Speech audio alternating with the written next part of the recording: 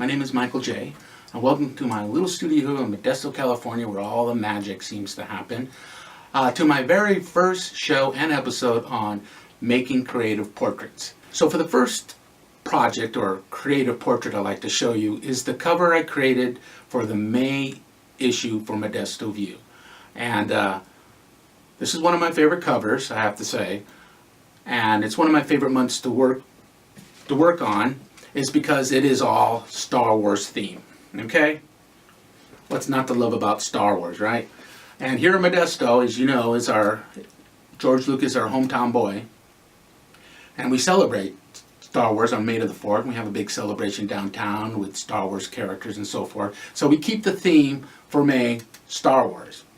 So before I even get to the artwork, it is the concept phase. Before we even get started, I sit down with my editor and we present ideas. He'll sketch some things out. I'll bring some images that I've seen that inspired me. And so I showed him this one image that very much inspired me, and it's the cover of the Saturday Evening Post, 1958, done by Norman Rockwell. If you don't know who Norman Rockwell, please Google him and look him up, because he's a fantastic artist. He's such a great storyteller in the Americana type of style he did back in the day. And just every time you see a piece, you just can't help but just smile. I just think he's amazing.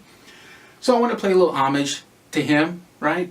And take this idea of this cover that they call The Runaway and do a Star Wars theme to it, right? See the little bit of the connection there? Okay, so ideas approved. So the next step I do is to gather assets, right? Resources like the backgrounds and all the little objects and stuff that go into the scene. I need all these little elements. But the first thing, of course, is to find the background, because everything else will tie into that and how I shoot the models and so forth. So let me show you. Okay, so here's the background right here. And let you know, it usually takes me a day or two going through stock footage online to find the background I think that's going to work the best. That's usually my most time consuming. Okay, so now I have the background here. And once I get the background, I start implementing my rules. And I have 4 or 5 basic rules I like to follow when I'm putting together a composition. And the first 2 rules is lighting, which happens to be coming from the left, and perspective, and that's the angle or the horizon line or whatever you want to call it that this image was shot. Now I like to have the background first, because then it allows me to know how to direct the models that I'm going to shoot. So I try to set up the lighting and the camera angles so when I shoot the models I can place them into the scene.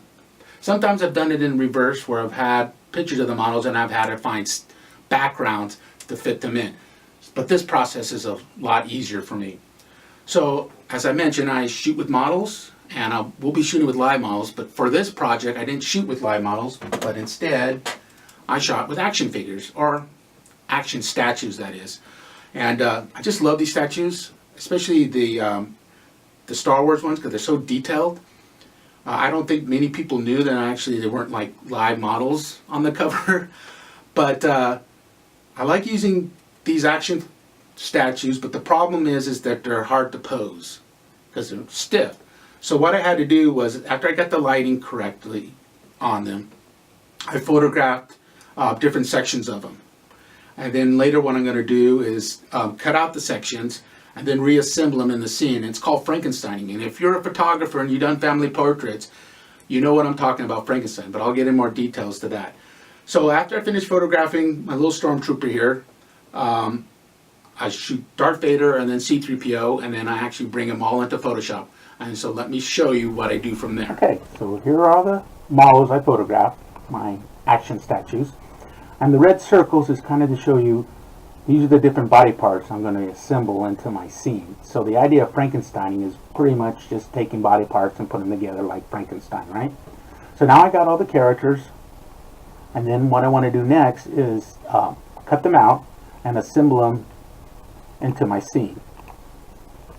So here's the diner, and I went ahead and added some panels in the background because I thought that was too busy. I wanted to keep a little bit simpler. So let's put together the little trooper runaway boy, okay? So here's his legs. And now I want the legs to look like on the other side of the stool. So I copied and pasted the stool and colorized it a little bit. That over a little bit there. There we go. Okay, so now the stool's there, and you can see his legs are behind him. Alright, next let's put together the body, the chest, the arms, his head, and the little pouch. Okay, there he is. Next thing, Mr. Vader himself. There's his back, his head, and his leg. And let's not forget C-3PO, our little chef, the diner. Alright, now we got the characters. Next thing I like to do is add details. So, again, online, I find the different elements I want to add, some extra signs, a little jukebox, his Death Star suitcase, aprons, and so forth, okay? So let's add these elements into the scene. Alright. This is his case, his little stuffed Wookiee. Here are the signs and the objects. Menu board, some old school signs,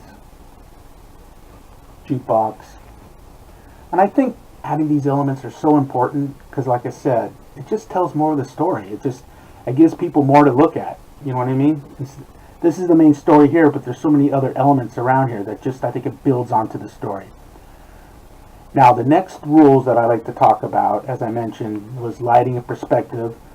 Next is reflections and shadows. Okay? Again, those are very important. It makes you believe that these characters are in the scene. So let's add the shadows. Here are the shadows of Vader and the Trooper.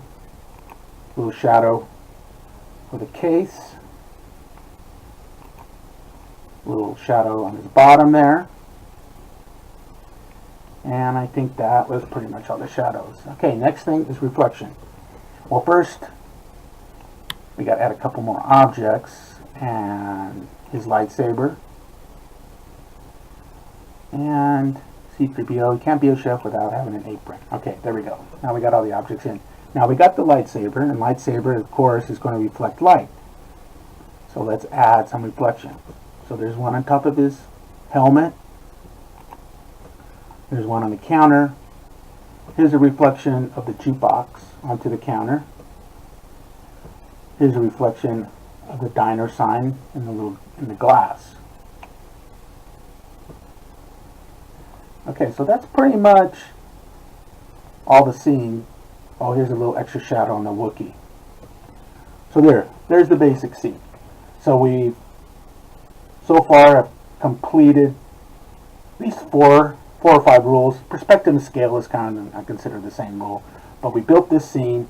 It all seems to kind of fit, but there's one thing I feel that's missing, and that's color tone. And color tone is kind of like when you're dealing with a night scene, there'd be a little tinted blue, a sunset.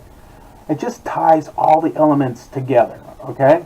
So what I like to do next is I take this image and I bring it either into two programs, Lightroom or Perfect Effects. And they both have different filters, and depending on which style or what look I want to try to go for, I'll bring them into one of those. And for this image, I want to bring it into Perfect Effects, okay? So let me show you. Okay, so now I bring it into this program called Perfect Effects. It's mainly a program with filters, like filters you use on your phone. It has a couple filters I really like, and one of them is a vintage filter, which kind of gives everything a yellow tint, you see here.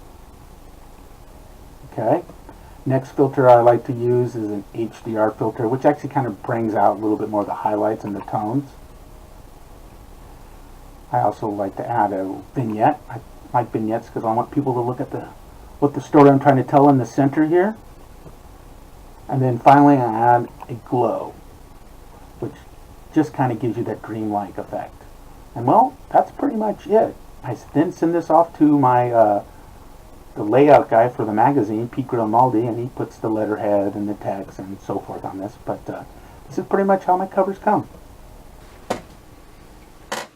Okay, that's pretty much it. That's how I created this cover. If you enjoyed this and would like to see more shows, I'd highly like you to subscribe to this channel and share it with some of your friends. Until next week, we'll be working with a live model this time, a cosplayer and a designer, and also a photographer, and they both are in Sacramento, and I'll show you how we got together to create this one piece of artwork. It should be really fun. So until next time, no matter what you're creating, there's only one limitation, and that's your own imagination. All right? So until next time, bye.